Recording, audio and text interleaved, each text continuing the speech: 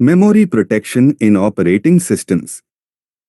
In memory protection, we have to protect the operating system from user processes, and which can be done by using a relocation register with a limit register.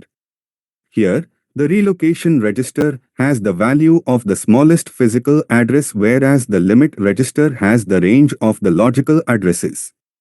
These two registers have some conditions, like each logical address must be less than the limit register.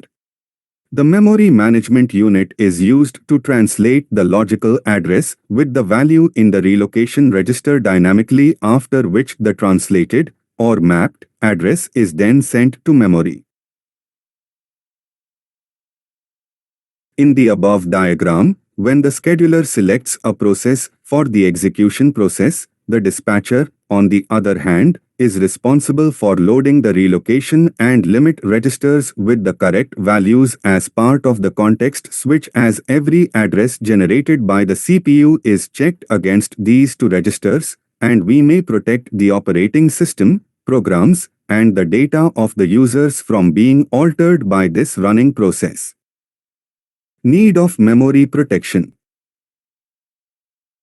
Memory protection prevents a process from accessing unallocated memory in OS, as it stops the software from seizing control of an excessive amount of memory and may cause damage that will impact other software which is currently being used, or may create a loss of saved data.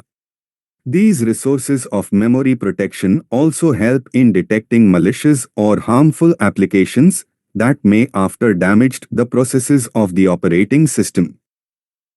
Methods of memory protection.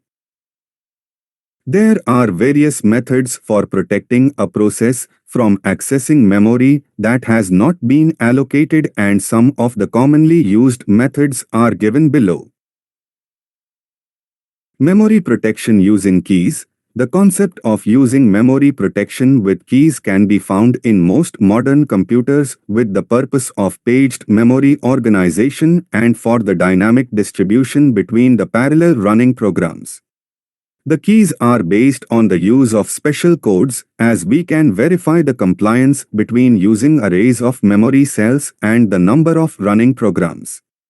This key method gives the users a process to impose page-based protections without any modification in the page tables. Memory protection using rings. In CAs, the domains related to ordered protection are called protection rings. This method helps in improving fault tolerance and provides security. These rings are arranged in a hierarchy from most privileged to least privileged. In the single-level sharing OS, each and every segment has a protection ring for the process of reading, writing, and executing operations of the process. If there is a use of a higher ring number by the process, then the ring number for the segment creates a fault. But we do have some methods for calling the procedures safely that can run in a lower ring number and then return to the number of the higher ring. Capability-based addressing. It is a method of protecting the memory that cannot be seen in modern commercial computers. Here, the pointers, objects consisting of a memory address, are restored by the capabilities objects that can only be created with the protected instructions and may only execute by a kernel or by another process that is authorized to execute, and therefore it gives an advantage of controlling the unauthorized processes in creating additional separate address spaces in memory.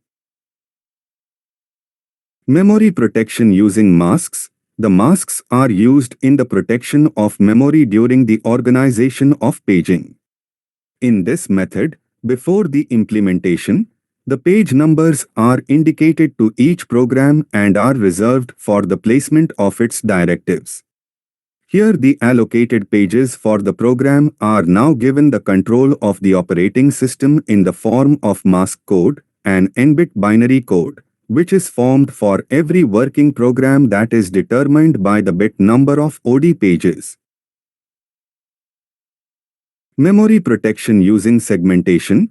It is a method of dividing the system memory into different segments.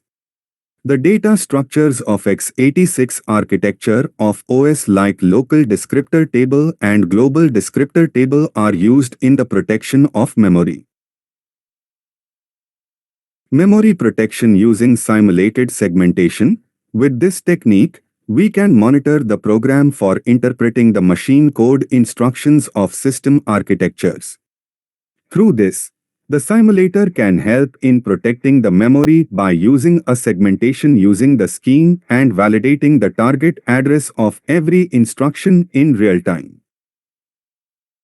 Memory protection using dynamic tainting. Dynamic tainting is a technique that consists of marking and tracking certain data in a program at runtime as it protects the process from illegal memory accesses. In tainting technique, we taint a program to mark two kinds of data, i.e., memory in the data space and the pointers.